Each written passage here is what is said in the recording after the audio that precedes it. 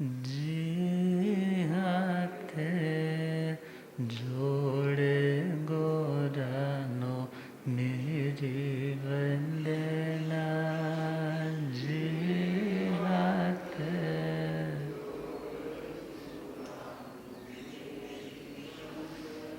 एक बार वंदना हजार बार वंदना। एक बार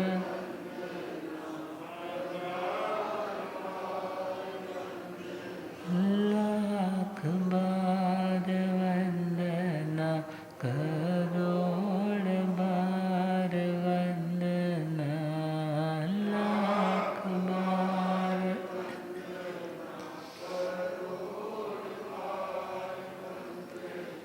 जी हाथ जोड़े गोरानो मेरी वंदना।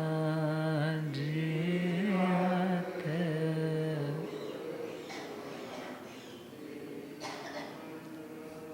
अनंत आनंद शांति के निकेतन शासनपति श्रमण भगवान महावीर स्वामी के पावन चरणा अरविंदों में हार्दिक भावना वंदन नमन।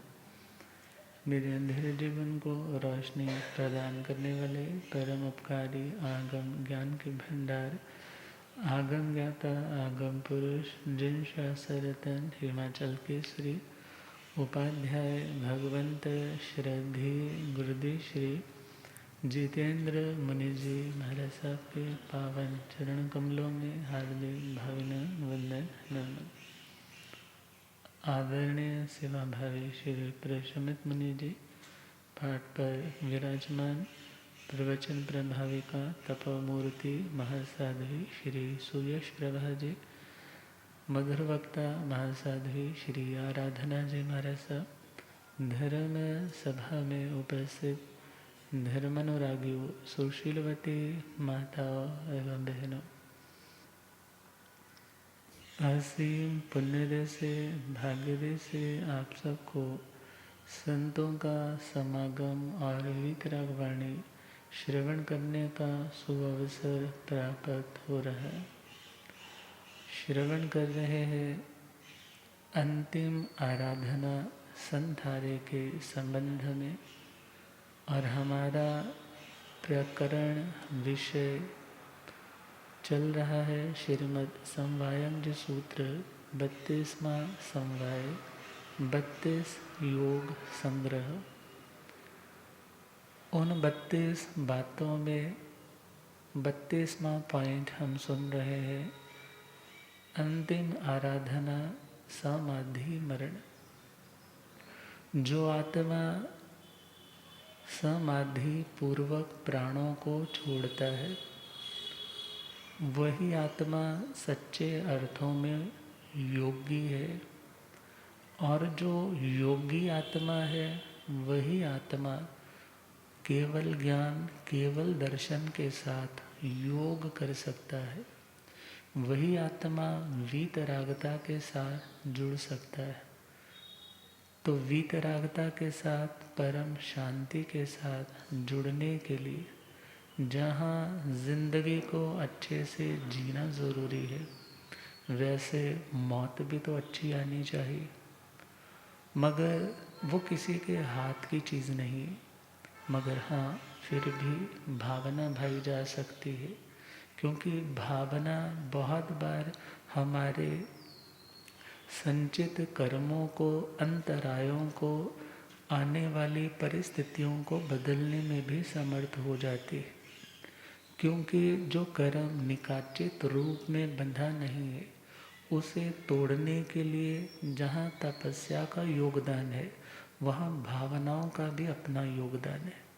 क्योंकि 29वां अध्याय सम्यक्त पराक्रम श्री उत्तराधर्य सूत्र में अनुपरीक्षा के कॉन्सेप्ट में विषय में पूछा गया था कि हे भगवान, जो अनुपरीक्षा गहन चिंतन करता है, कुछ अच्छा आत्मा के हित में जो कुछ भी पढ़ा सुना, और पढ़ने सुनने से विचार हमारे बदलने लग जाते, क्योंकि जैसा पढ़ते और सुनते हैं वैसा थॉट प्रोसेस होने लग जाता है।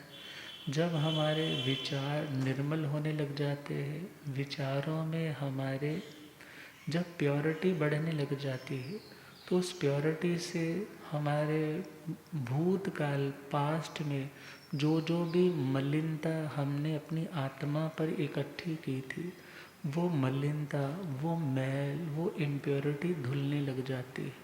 जस्ट किसके माध्यम से? अनुप्रेक्षा भावना के माध्यम से।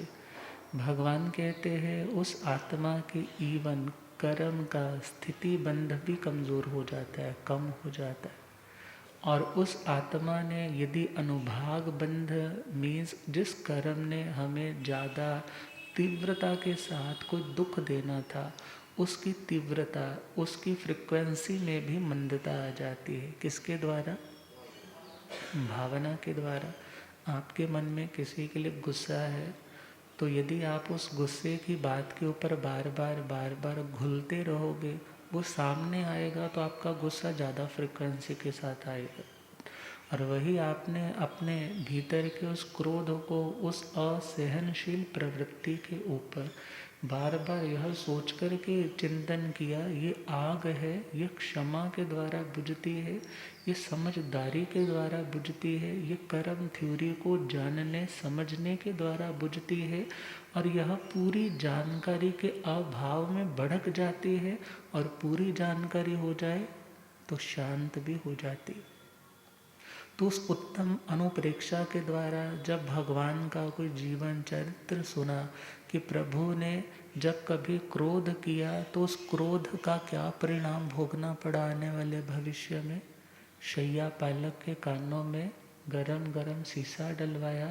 आज प्रभु की साधना की अवस्था में कानों में क्या डाले गए? कीले डाले। मीन्स कर्म का भुगतान किए बगैर कर्म हमें छोड़ता नहीं है। इसलिए हे आत्मा, गुस्सा नहीं करना, शांत रहो, ठंडे रहो। समय आएगा और समय का जवाब शायद तुम्हारे जवाब से भी ज़्यादा मजबूत हो, इसलिए तुम्हें क्रोध करके अपनी आत्मा की शांति को बर्बाद नहीं करना है। तो वो चिंतन आया, तो उस चिंतन के टाइम जो तुमने क्रोध करके कर्म बांधे होंगे, अब उस कर्म की हो सकता है फ्रिक्वेंसी, तीव्रता बहुत ज़्यादा कि तुम्हारी ज़िंदगी में कोई ऐसा निमित्त पैदा हुआ कि तुम असहनशील हुए, और वो असहनशीलता बहुत ज़्यादा होनी थी, मगर तुमने जब उसकी आलोचना, निंदना, ग्रहणा, अनुप्रेक्षा भावना के माध्यम से कर ली, तो उस कर्म की फ्रिक्वेंसी में भी मंदता आ गई। अर्थात जब कभी ऐसी जिंदगी में परिस्थिति बनी तो तुम अपने आप में रहोगे, खुद को स्टेबल रख पाओगे, आपे से बाहर नहीं जाओगे। तो अनुप्रेक्षा से स्थिति का भी घात हो जाता है, रस का भी घात हो जाता है, और प्रदेशों की संख्या में भी, उसमें भी देखा जाए कमपना आ जाता है, न्यूनता आ जाती है। और भगवान कहते हैं उन उत्कृष्ट भावनाओं में यदि कर्म बंधे तो साता वेदनीय कर्म बंधे, क्योंकि उन उत्तम भावनाओं में किसी को तकलीफ पहुंचाने की, किसी की अवज्ञा करने की, किसी का तिरस्कार करने की, किसी को किसी भी तरह से मेंटली या फिजिकली हरास करने की भावना नहीं होती। तो उन उत्तम विचारों के माध्यम से यदि शुभ कर्म की प्रकृति बंधे भी तो वो साता रूप हो, जो आने वाले भविष्य में हमें कर्मों को काटने के लिए एक उत्तम एटमॉस्फेयर प्रदान करने में सहयोगी बन जाएगी। यदि घर में हर रोज़ तुम्हारी बात को काटा जाए, हर व्यक्ति कोई बीमार है, कोई इरिटेट है, बच्चे फेल हो रहे हैं, तुम्हारा शरीर ठीक नहीं रहता, तो इतनी सारी प्रॉब्लम जब सामने आती है तो व्यक्ति सोचता है मैंने ऐसे कर्म कहाँ किए थे। मगर ध्यान देना है, जिसने उत्तम भावनाओं के द्वारा अपने बुरे संस्कारों को नष्ट किया, तो उन उत्तम विचारों में कर्म भी उत्तम बंधेंगे, सब कुछ उत्तम मिलेगा, सहन शक्ति भी अच्छी मिलेगी। और भगवान कहते हैं ऐसी आत्मा उन उत्तम भावनाओं के द्वारा शीघ्र अतिशीघ्र इस चार गति रूप संसार को लांघ जाता है। किसके माध्यम से? उस अनुप्रेक्षा, उस भावना के माध्यम से। तो हम चिंतन कर रहे हैं संथारे के संबंध में कि संथारा जब अंतिम आराधना है, अंतिम समय में भावनाएं कैसी हो। तो अंतिम समय की भावनाओं को निर्मल बनाने के लिए वैसे तो अभ्यास शुरू का ही होगा, क्योंकि एग्जामिनेशन हॉल में वही बच्चा अच्छे से अटेम्प्ट कर पाएगा जिसने पहले से तैयारी की है। जिसने तैयारी नहीं की उस व्यक्ति के लिए उस टाइम में करेक्ट आंसर्स अटेम्प्ट करना इजी नहीं होगा। और आगे चले जो व्यक्ति यह सोचता है कि मैं तो जी बस लास्ट टाइम आएगा, तो मुझे वो ना दोहा याद है, आहा शरीर उपधि पचकों पाप अठार, हाँ मरण पाऊँ तो वो सरे जियूँ तो। अगर कोई ऐसी सिचुएशन आएगी ना तो मैं ये वाला पाठ पढ़ूंगा, मेरा संथारा हो जाएगा। मगर ध्यान देना, सिर्फ शब्दों से जो क्रिया है, उनसे शब्दों से जो क्रिया है मतलब भावना रहित जो क्रिया है, उसका फल भी भावना रहित क्रिया है तो उसका फल भी बस सौ क्या बहुत ही कम मिलने वाला है। यदि भावना पूर्वक क्रिया होगी तो उसका फल कई गुना मिलने वाला। हो सकता है तुम फॉर्मली पाठ नहीं पढ़ सके, मगर तुम्हारी भावनाएं 18 पापों के त्याग की, देव गुरु धर्म के प्रति तुम्हारा ध्यान है, 4 शरण तुमने भावों से स्वीकार कर लिए। तुम्हें कोई पाठ लर्न नहीं है, मगर तुम्हारी भावनाएं बहुत प्योर होगी। तो वैसे टाइम में तुम्हारी भावना तुम्हें ऊपर उठाने वाली बनेगी। और जो लोग ये कह देते हैं कि सदारी संथारा, तो महाराज हम रात को जब सोते हैं ना बेड पे, तो बेड पे लेटते सारी ये संथारा ले लेते हैं, क्या पता रात को क्या हो जाए। कहीं हम संथारे के बिना काल कर गए तो हमारी तो वो रिजर्वेशन ख़त्म हो जाएगी ना। यदि हम ऐसे करेंगे तो हमारी सीट रिजर्व हो जाएगी और हमारा मोक्ष तक जाने का रास्ता बहुत संक्षिप्त, बहुत छोटा रह जाएगा।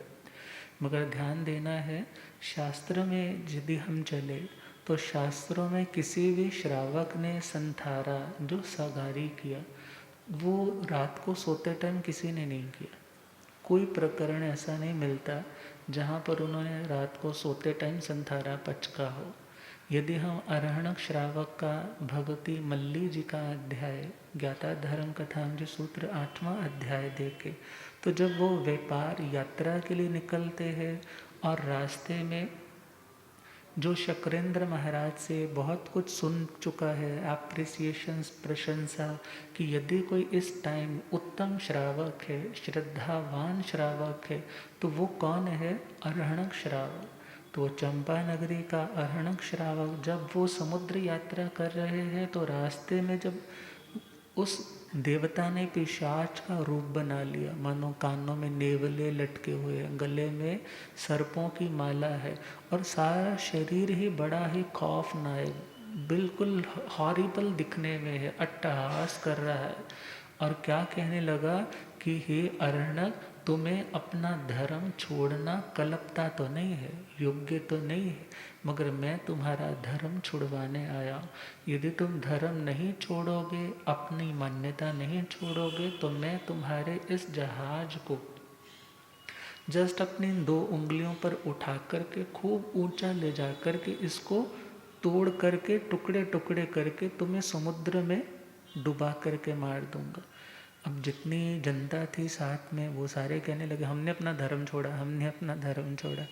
तो कथाकार कहानीकार कहते हैं कि उस देवता ने कहा भाई तुम्हारे पल्ले तो है ही क्या, तुम्हारे पल्ले तो है ही क्या, तुम तो बेपैंदे के क्या हो, लौटे हो, तुम्हारी तो श्रद्धा एक जगह पे स्थिर ही नहीं है। तो मैं तो उसको गिराने आया हूँ जो वास्तव में मजबूत है, जो वास्तव में स्थिर है।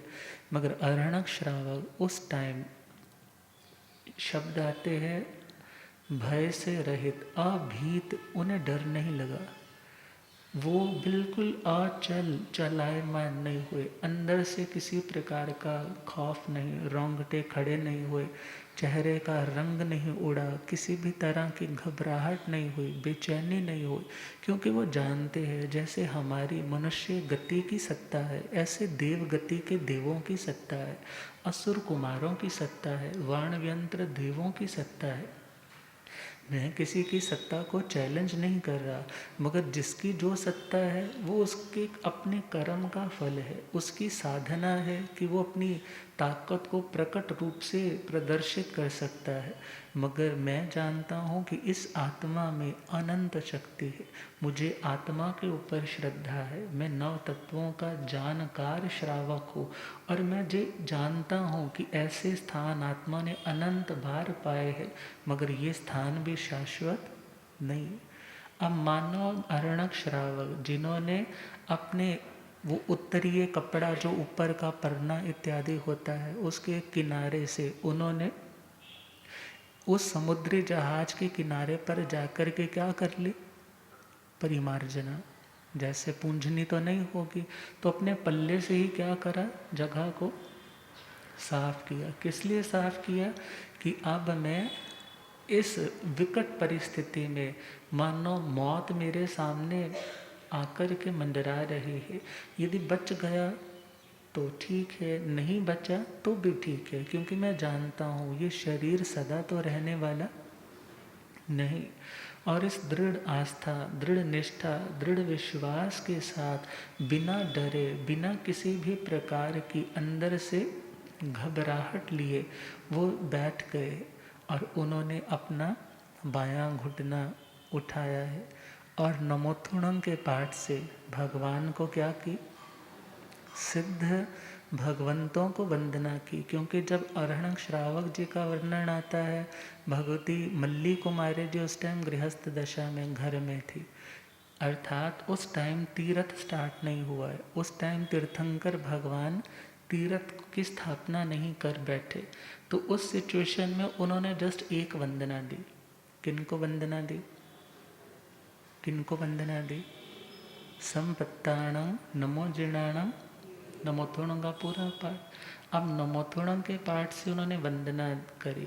वंदना करके ये नहीं कहा कि हे सिद्ध प्रभु कोई ना कोई कृपा भेजो, कोई ना कोई ब्लेसिंग भेजो, कोई ना कोई देवी देवता भेजो, कोई एंजल भेजो, मेरे इस कष्ट को मिटा दे। मगर उन्होंने क्या बोला कि हे प्रभु जैसा शुद्ध स्वरूप आपका है, निश्चय से मेरा भी वही शुद्ध स्वरूप है। किसी कर्म के कारण आज ये विकट परिस्थिति बनी है, मगर मैं अपनी आस्था, अपनी श्रद्धा, आत्मा की अमरता के ऊपर किसी भी प्रकार का प्रश्न चिन्ह नहीं लगाता। मुझे पूर्ण निष्ठा और आस्था है। और उन्होंने हृदय से क्या कहा कि हे प्रभु आप तो मुझे देख ही रहे हैं ना कि अनंत सिद्ध आत्माएं वो भी कैसी है, अनंत केवल ज्ञान केवल दर्शन से युक्त है, आप तो मुझे देख रहे हैं। और उन्होंने क्या मन से भावना भाई कि मैंने अभी तक तो क्या क्या त्यागा था, पांच जो देखा जाए, हिंसा, झूठ, चोरी, कुशील, परिग्रह, इनका मोटे रूप से मैंने त्याग किया था। मोटे रूप से मतलब स्थूल रूप से, अर्थात निरपराधी जीव को नहीं मारना। मगर यदि कोई सापराधी है जिसने कोई अपराध किया है तो उसके लिए दंड की व्यवस्था करने के लिए भी मैं खुला हूँ। मोटा झूठ नहीं बोलूँगा, मगर छोटे झूठ का क्या रखूँगा, छोटे झूठ का विवेक रखूँगा। मेरे बोलने से किसी का नुकसान होता हो ऐसा शब्द नहीं बोलूँगा। मैं मोटे रूप से जिसके लिए दंड का विधान है ऐसी चोरी नहीं करूँगा। ऐसे चलते चलते उन्होंने मोटे रूप से तो अणुव्रत ग्रहण किए थे। अणु मतलब छोटा और व्रत का मतलब एक नियम जो छिद्रों को भर देता है। अब उन्होंने मन से क्या कहा कि हे भगवान मैंने पहले तो अणुव्रत स्थूल रूप से ग्रहण किए थे, मैंने पापों का स्थूल रूप से पच्चखान त्याग किया था। अब मैं पूरी तरह से क्या करता हूँ, 18 के 18 पाप, क्रोध, मान, माया, लोभ, राग, द्वेष, कलह, अभ्याख्यान, पैशुन्य, पर परिवाद, रति, अरति, माया, मृषा, मिथ्या, दर्शन, शल्य, 18 पापों का अंतिम श्वासोश्वास तक यदि बच गया तो पार सकता हूँ, और यदि मैं नहीं बचता हूँ तो अंतिम श्वासोश्वास तक मैं अपने इस देह का वो सिरामी क्या करता हूँ, त्याग करता हूँ। और यह भावना भाई है। और चारों प्रकार का आहार, असणं, पाणं, खाइमं और साइमं। असणं में वो सारी भोजन की आइटम्स, चावल है, दाल है, रोटी है, सब्जी है, हर तरह की वैरायटी जो पेट भरने के काम आती है, उसका नाम है अशणं। असन अर्थात भोजन का त्याग कर दिया। अब पाणं का मतलब है लिक्विड। पाणं का मतलब क्या है, लिक्विड। बट लिक्विड का मतलब तो जूस भी हो सकता है, स्मूदी भी हो सकती है, मगर यहाँ पर समझना है लिक्विड का मतलब जस्ट जो हमारी प्यास शांत करे, जो जस्ट हमारी तृषा को, हमारी इस थर्स्ट को शांत कर दे, उसका नाम है पाणं।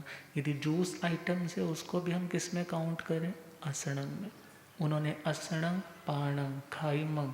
खाइमं का मतलब जैसे कोई ना कोई मिठाई, गच्चक ले ली या कोई और मिष्ठान ले लिया, स्वीट्स ले लिए, इनको किस में काउंट किया, स्वादिम, खादिम में।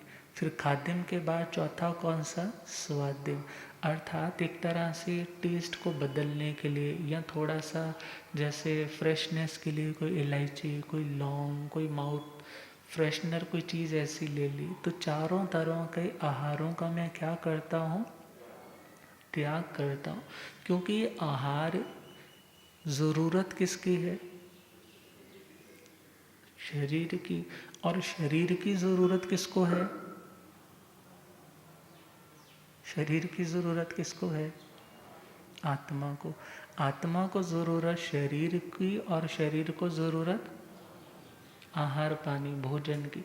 मगर अब ऐसी सिचुएशन बन गई है कि शरीर भी साथ नहीं जाएगा। यदि प्राण अंत हो गया तो इस देह के प्रति अपनी आसक्ति, अपनी अथॉरिटी, अपनी इस पकड़ को अब मुझे ढीला करना होगा। और यह सोच कर के उन्होंने चारों आहारों का त्याग कर दिया।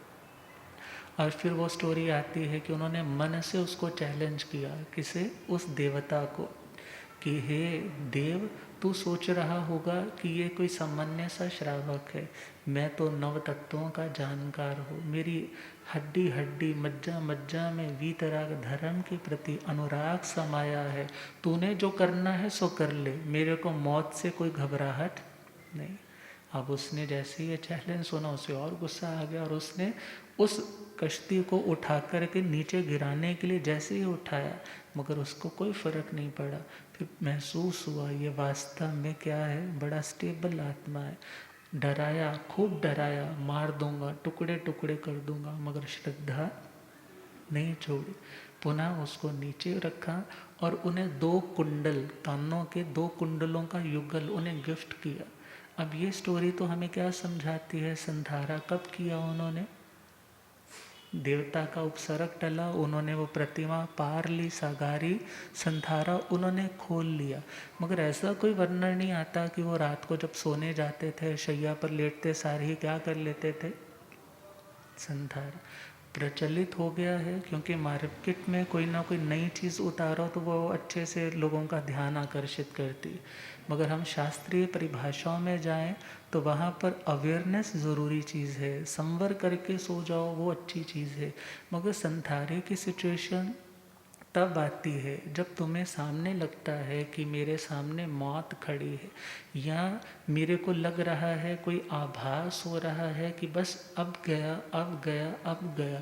ऐसी सिचुएशन में तो तुम सगारी संधारा करो, मगर अदरवाइज सगारी संधारा नहीं, तुम जीवा योनि से क्षमा याचना करके सो जाओ। हर तरह के 18 पाप जो जो सेवन किए उनकी आलोचना, निंदना, घृणा करके संवर का पचखान लेकर के भी सोओगे तो अपच्चक खान में काल नहीं करोगे। और अपच्चक खानी क्रिया नहीं तो उस पच्चक खान में जाने वाला देश व्रति तो हो ही जाओगे। तो खैर एक स्टोरी तो यह आई, और दूसरी ही इसके साथ की मिलती जुलती घटना, सुदर्शन श्रावक। सुदर्शन श्रमणोपासक, क्या शब्द आया उनके लिए, सुदर्शन श्रमणोपासक, जो श्रमणों का उपासक था। श्रमण का मतलब जो श्रम करते हैं, परिश्रम करते हैं। किस चीज़ का परिश्रम करते हैं? कर्मों को काटने के लिए, अपने क्रोध को नष्ट करने के लिए, विकारों को नष्ट करने के लिए। खुद को समझाने में भी तो जोर लगता है। दूसरे को समझाने में तो कह देते हैं महाराज जी मेरा मुंडा नहीं सोंदा, मैं तो थक गया ना समझा के। मगर जब खुद की बात आती है तो खुद से पूछो कि कितनी बार खुद को समझाते भी हो, फिर भी गलत करते हो, फिर समझाते हो, फिर कहते हो कि नहीं मेरे को तो अपने सिर के ऊपर कोई दूसरा चाहिए जो मेरे को बार बार समझाता रहे। मगर जो बार बार खुद को समझाते हैं, गुरुओं के अनुशासन में रहते हैं, अर्थात जो श्रम करते, जो श्रम करे वो श्रमण है। जो श्रम करे वो कौन है? श्रमण है। और श्रमण शब्द का यदि हम दूसरा रूपांतरण देखें, क्योंकि प्राकृत में तो समण शब्द आया तो उसका शमन भी बन जाता है। शमन जैसे अग्नि शमन वाले, आग लग जाती है तो वहाँ उसे शांत करने के लिए जाते हैं। सिमिलरली देखें, जब आत्मा के अंदर अवगुणों की, बुराइयों की आग भड़कने लगती है तो उन बुराइयों की आग को जो बार बार शांत करते हैं, जो शांत करे वो शमन, और जो शमन करे वो समण। अर्थात सच्चा समण ही वो जो शांत रहने का अभ्यास करता है। इतना ध्यान देना है। अभ्यास करना और परफेक्ट होना ये दो अलग अलग चीज़ें। अभ्यास करना और किसी चीज़ में परफेक्ट हो जाना दोनों अलग अलग चीज़ें हैं। जो अभ्यास कर रहा है वो पूरी तरह से आज सिद्ध हो चुका है, उस चीज़ में परफेक्ट हो चुका है, ऐसा नहीं है। बल्कि वो अभ्यासरत है, मगर कभी कर्म का जोर ज़्यादा और वो खुद को नहीं कंट्रोल कर पाया। किसी साधु में तुम्हें क्रोध दिख गया तो हम ये नहीं कह सकते कि उसमें साधुपना नहीं है। मगर हाँ, यदि वो अपने क्रोध की आलोचना नहीं करता, निंदना नहीं करता, प्रायश्चित नहीं करता तो वो विराधक हो जाता है। क्या हो जाता है? मोक्ष मार्ग से विपरीत उसकी दिशा चल पड़ती है। इसलिए कहा इन विकारों को जो शांत करे वो समण है। तीसरा समन। समन, मन मतलब हमारा मन, जिसमें कभी संकल्प उठते हैं, कभी विकल्प उठते हैं। संकल्प मतलब हाँ ये करना है, विकल्प का मतलब विविध कल्पनाएं जब चलती है, ऐसा ऐसा ऐसा ऐसा। मगर एक डिटरमिनेंट जब थॉट है उसका नाम संकल्प, और जिसमें डिटर्मिनेशन का अभाव है, जिसमें वेवरिंगनेस है, जिसमें बहुत ज़्यादा फ्लक्चुएशंस है, उसका नाम विकल्प। संकल्प और विकल्प। अब संकल्प और विकल्प उनके कारण कभी कभी चित्त जब उसका अशांत हुआ, क्यों? क्योंकि परिस्थितियां हमेशा बाहर है। परिस्थितियां कहाँ है? परिस्थिति कहाँ होती है? बाहर होती है। अब परिस्थिति बाहर है, सपोज करो अभी लाइट चली जाए, ये परिस्थिति कहाँ की है? बाहर की परिस्थिति है। मगर लाइट चली गई, गर्मी बहुत है, और ऐसे टाइम में परेशान होना, वो परेशानी कहाँ आ गई? सिचुएशन कहाँ है? सिचुएशन बाहर है। घर में बेटे का रिश्ता किया, 10 दिन तक तो बहुत अच्छा चला, 11वें दिन पता चला कि इनकी तो बन नहीं रही और ये जवाब दे रहे हैं। सिचुएशन तो बाहर है, मगर दुखी कहाँ हो जाते हो तुम? मगर जो परिस्थितियों को और मनस्थिति को, परिस्थिति बाहर है तो बाहर की चीज़ को बाहर रहने दो, और अपनी मनस्थिति को जो सेम रखते हैं, हर परिस्थिति में एक मोनोटनियस प्रोसेस चलता रहता है, एक सिमिलैरिटी के साथ जो चलते रहते हैं, किसी भी तरह से प्रभावित नहीं होते हैं, तो जो इसकी साधना अभ्यास करे उसे भी क्या बोला? समण। उसे भी क्या बोला? समण। और जो ऐसे श्रमणों के उपासक है, ऐसे कौन? किनका सुन रहे हैं? सुदर्शन श्रमणोपासक। अब जैसे ही पता चला कि भगवान महावीर स्वामी राजगृह नगरी के बाहर गुणशैलिक चैत्य में पधारे, और इधर सिनेरियो क्या चल रहा है कि उस अर्जुन माली के शरीर में किसका प्रवेश है? उस यक्ष का। क्या नाम है उसका? मुदगर पाणी यक्ष। पाणी का मतलब होता है हाथ, और मुदगर जिसके हाथ में रहता है उसका नाम क्या? मुदगर पाण। उस यक्ष का आवेश है। आवेश का मतलब उससे वो प्रभावित हो चुका है।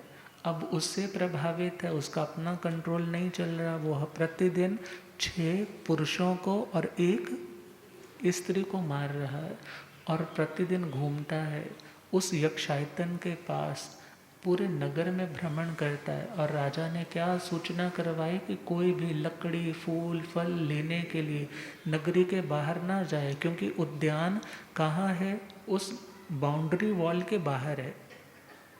मगर सुदर्शन श्रमणोपासक ने जैसे कैसे माता पिता जी से आज्ञा ली, उनको समझाया कि ये योग्य नहीं कि भगवान यहाँ पर आए, मैं घर बैठे उन्हें वंदना करूँ, और वो आज्ञा लेकर के चल पड़े। और जैसे ही चले हैं तो गुस्सा आना तो स्वाभाविक था उस यक्ष को। क्यों गुस्सा आया? क्योंकि उसकी ईगो को चोट पहुंची। ये कौन चैलेंज करने वाला आ गया जो मेरे को कुछ नहीं समझ रहा, बेखौफ आता ही चला जा रहा है। और उसको मारने के लिए जैसे भागा भागा उसके पास आया, उस टाइम ये नहीं सुदर्शन श्रमणोपासक घर को जल्दी से दौड़ करके आ गया कि बस बस बस मर गए चलो चलो, बल्कि वो बड़े ही निर्भय साधक, बिल्कुल डर नहीं, बिल्कुल अनटिमिड रहे। किसी भी तरह का अंदर रोया रोया भी उनका भय के मारे खड़ा नहीं हुआ, अर्थात रोंगटों में किसी भी तरह का कोई भय का संचार नहीं हुआ। और ऐसी स्थिति में उन्होंने भी अपने उस कपड़े के अग्रभाग से, पल्ले से क्या कर ली? जगह की परिमार्जना। प्रतिलेखना आँखों से होती है और परिमार्जना किसी दूसरी चीज़ से होती। पहले आँखों से देखा और देखने के बाद क्या किया? स्थान को साफ किया, बैठ गए हैं और क्या किया? न मोथुणं अरिहंताणं भगवंताणं। वो नमोथुणं के पाठ के माध्यम से पहली वंदना सिद्ध प्रभु को दी, दूसरी वंदना श्रमण भगवान महावीर स्वामी संपाव्यो कामाण, जो मोक्ष जाने की, प्राप्त करने की आकांक्षा, इच्छा, अभिलाषा रखते हैं, जो मोक्ष के बहुत नज़दीक पहुंच गए हैं, उन्हें भी वंदना की। और जो पहले उन्होंने 5 अणुव्रत लिए थे, अब उन्होंने पूरी तरह से 18 पापों का पूरी तरह से त्याग कर दिया, 4 आहारों का त्याग कर दिया। और मन में क्या सोचा? जैनम एतो ओ सग्गाओ मुच्ची सामी तो मैं कपई पारे तय। यदि मैं इस उपसर्ग से बच जाता हूँ, इस कष्ट की सिचुएशन से निकल जाता हूँ, तो मैं अपनी इस प्रतिज्ञा को खोल सकता हूँ। जब प्रतिज्ञा को खोलने का कोई चांस बने, उसका नाम है सागार। आगार का मतलब छूट, आगार का मतलब। और यदि उसमें कोई छूट न रखी जाए तो उसका नाम है कि ये तो देखा जाए अणगारी साधना है, जिसमें कोई आगार नहीं। तो वो जैसे ही आता है पास में, मारने की कोशिश करता है, मगर साधना का, तेजस्विता का आभा मंडल और इतना ज़्यादा शुद्ध और इतना सॉलिड है कि वो उसमें प्रवेश ही नहीं कर पाया। बार बार घूमता रहा और उसके तेज को सह नहीं पा रहा, उसकी ओर टकटकी लगा कर देखता है। और धीरे धीरे जैसे सूर्य की और कोई व्यक्ति, कच्ची आंखें हैं जिसकी 10-15 वर्ष का नहीं, 10-15 दिन का बच्चा यदि उन नज़रों से सूर्य की ओर देखे तो आंखें क्या कर लेता है एकदम से। अब जैसे ही आंखें चुंधिया सी गई और मानो उसके अंदर जो प्रवेश था वो उसके तेज को सह नहीं पाया और वहाँ से उसके देह को छोड़ करके निकल गए। अब जैसे ही वो उपसर्ग टला, उन्होंने अपनी उस प्रतिज्ञा को क्या कर लिया? सगारी संधारे को पार लिया। मगर ये तो वर्णन नहीं आता कि वो जब जैसे घर से निकलने लगे थे ना, तो उनको पता तो था ही कि रास्ते में कौन मिलेगा, कौन मिलेगा? रास्ते में अर्जुन माली खड़ा है, मुदगर पाणी के यक्ष का प्रवेश है, तो घर से ही वो संथारा लेकर के निकलते। मगर ऐसा वर्णन कब लिया संथारा? जब बिल्कुल मौत सामने आ गई। ऐसी सिचुएशन में उन्होंने अपने प्रभु को वंदन की। प्रभु को वंदन करने के बाद 18 पापों का त्याग किया। तो वहाँ ये लाइन आपकी घटती है, आहार उपधि पचकों, पचकों पाप, बोलो, पचकों पाप, मरण पाऊँ तो वो सिरे, जियो तो। मीन्स यदि मृत्यु हो जाती है तो वो सिरे, मैंने अपने शरीर का क्या कर दिया, वित्सर्ग कर दिया, त्याग दिया। और यदि जीवन बाकी है तो मैं आगार सहित हूँ, मेरे पास छूट है, मेरे पास चॉइस है, मैं उस व्रत को, प्रतिज्ञा को खोल सकता हूँ। अर्थात जहाँ पर यह सगारी संधारा लिया जाता है तो वहाँ पर ये सिचुएशन बनती है। मगर कभी कभी ऐसी कंडीशन बनती है कि सामने तो मौत है ही है, कोई चांस नहीं है, कोई ऐसी चॉइस नहीं दिख रही, कोई ऐसी ऑप्शन नहीं दिख रही कि मैं बच भी सकता हूँ। ऐसी सिचुएशन में कौन सा संधारा लिया जाएगा? जिसमें कोई आगार नहीं होगा। अब हम एक श्रावकों की और ही अभी नज़र दौड़ा रहे हैं। साधुओं में जाएंगे तो अंतर्गत दशांग सूत्र पूरा भरा पड़ा है, जिसमें आपको कई दृष्टांत मिल जाएंगे। मगर श्रावकों की दृष्टि से देखें तो श्रावकों में हम त्रियंच श्रावक की ओर चले। कौन सा श्रावक? जो त्रियंच पर्याय में जिसके पास देह कौन सा है? पंच इंद्रिय त्रियंच का, जो पशु गति के अंदर है, योनि के अंदर है, और वो मेंढक के रूप में है। क्या नाम है उसका? नंदन। अब वो नंदन मणियार आज किस अवस्था में है? आज किस अवस्था में है? उस त्रियंच की अवस्था में। पूर्व किस अवस्था में था? पूर्व में किस अवस्था में था? मनुष्य की अवस्था में। बहुत प्रॉपर्टी थी, बहुत पैसा था, भगवान पधारे थे नगरी में, भगवान के चरणों में भी जाता था।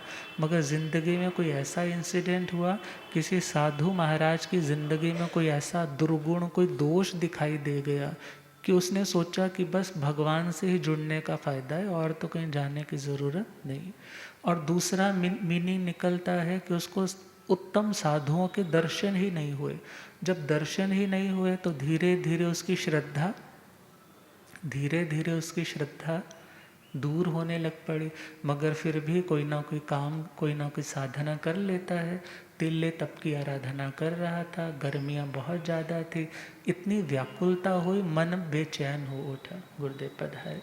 हो रब मेरा सतगुरु बन के आया,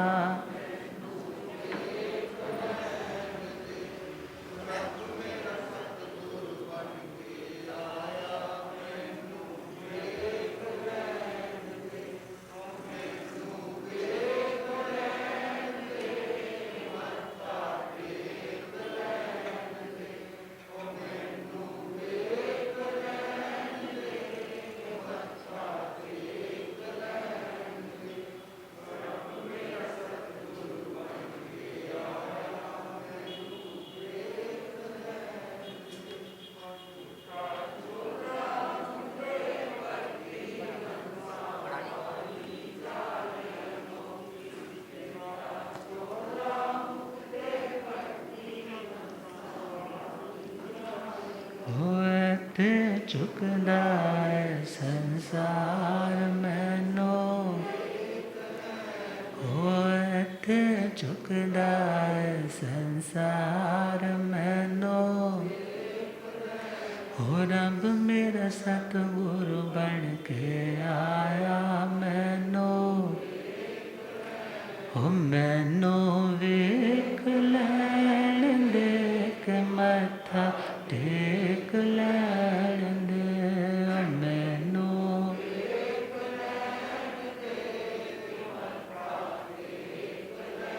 हो रब मेरा सतगुरु बन के आया मैनो।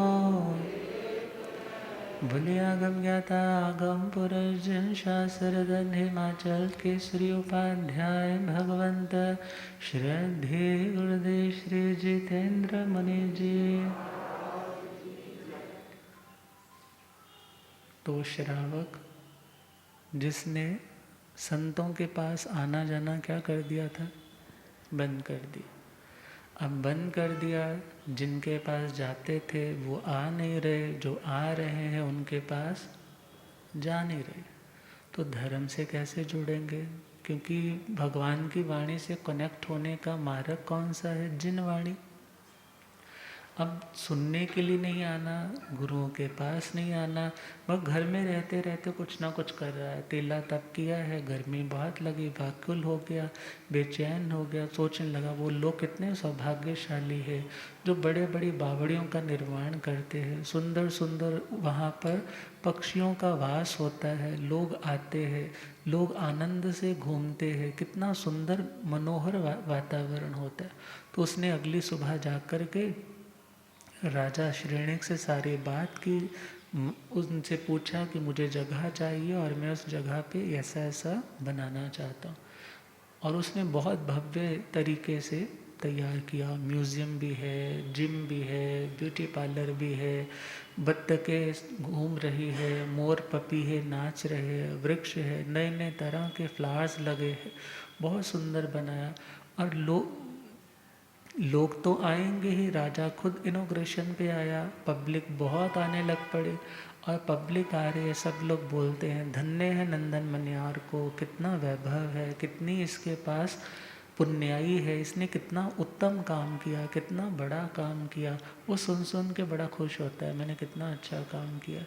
और इवन वो छुप छुप करके भी अपनी प्रशंसा सुनता है। और एक टाइम आया, शरीर में पूर्व का कोई ऐसा असाथा वेदनीय रोग उदय में आया। एक नहीं, दो नहीं, 16 महाभयंकर रोग उदय में आ गए। अर्थात शरीर में श्वास इत्यादि रोगों से लेकर के 16 भयंकर कुष्ठ इत्यादि के रोग तक पैदा हो गए। तड़प रहा है, उपचार करवा रहा है, कुछ नहीं हो रहा। और उस आरत ध्यान के अंदर बार बार ध्यान कहाँ का है, अपनी उस बनाई हुई प्रॉपर्टी की ओर। और उस आसक्ति के कारण काल करके वही मेंढक के रूप में पैदा हो गया। वहीं पर उछलता है, कूदता है, फुदकता है, लोग आते हैं जाते हैं, अब नहाते हैं, घूमते हैं और एक ही लाइन बोलते हैं, बड़ा उत्तम काम किया नंदन मनियार ने। आज भी देखो दुनिया के काम आ रहे, एक लाइन सुनता है, रोज सुनता है, बार बार सुनता है, स्मृति पे जोर पड़ता है। बार बार जब वो चीज़ स्ट्राइक होती है तो मति ज्ञान का ही एक भेद है, जाति स्मरण ज्ञान। उसकी प्रकृतियाँ, उसके पर्दे हटने लगे, छटने लगे, कुछ क्लियरेंस आने लगी, पूर्व का भाव रिमाइंड में आ गया, रिकॉल हो गया। अरे ये नंदन मनियार कोई और नहीं, कौन है? अरे मैं स्वयं हूँ, मैंने इतना बड़ा काम किया, मगर आज मैं क्या हूँ? इतनी बड़ी प्रॉपर्टी में जस्ट उछलने कूदने वाला एक मेंढक है, कौन मुझे जानता है?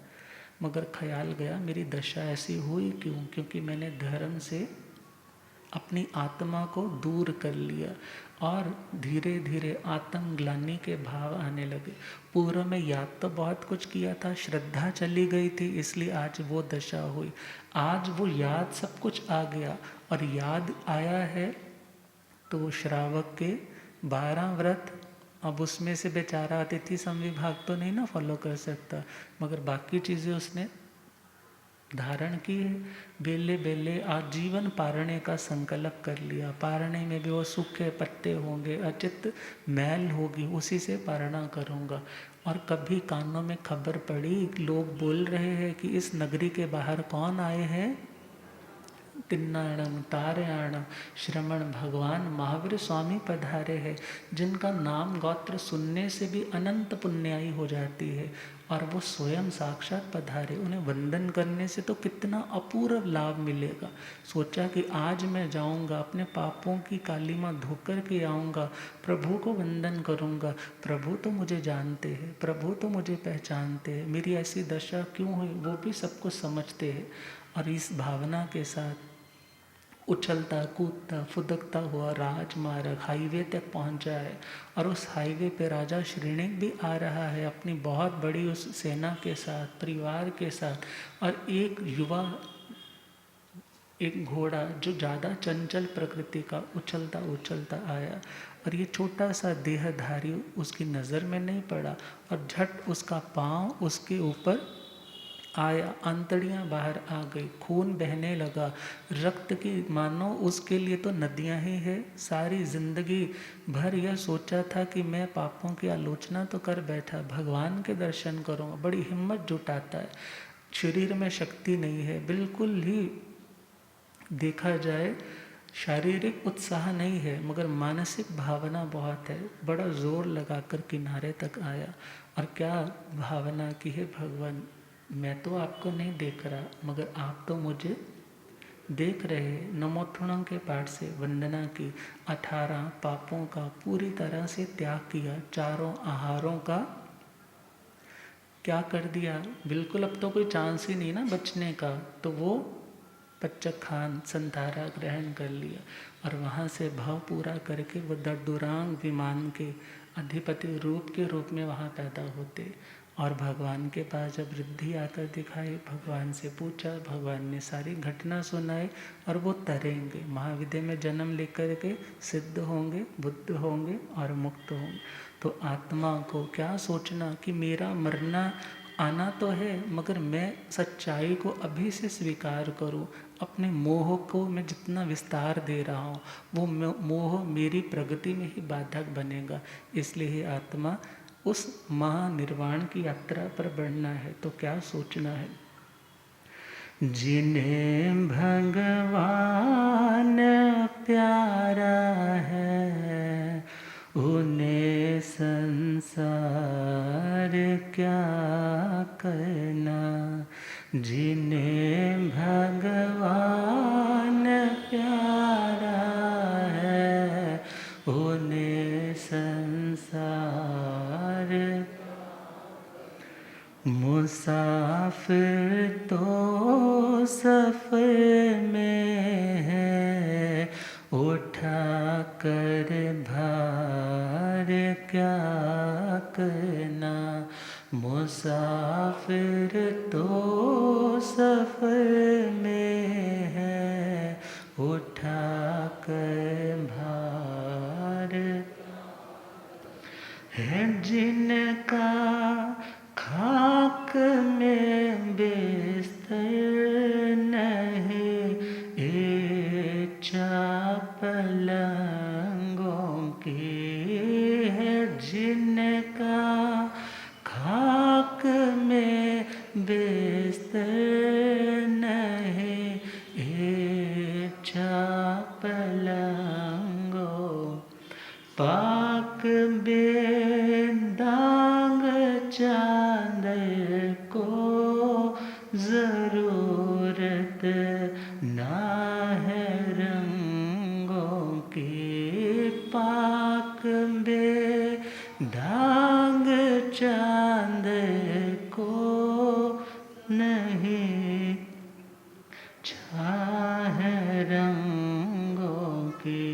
हुआ जब इश्क अपने से किसी से प्यार क्या करना, मुसाफिर तो सफर में है, उठा कर भार क्या करना, जिन्हें भगवान प्यारा है उन्हें संसार।